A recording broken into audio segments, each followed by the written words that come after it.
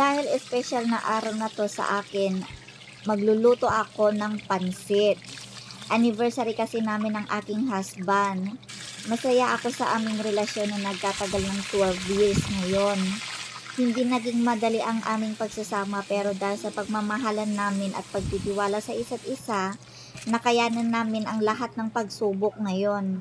Hindi ko maiwasang maalala ang lahat ng magagandang moment at challenges na nararanasan namin sa buhay ng mag-asawa.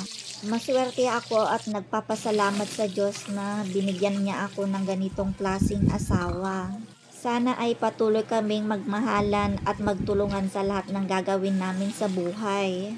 Cheers to us, my dear husband. Happy anniversary!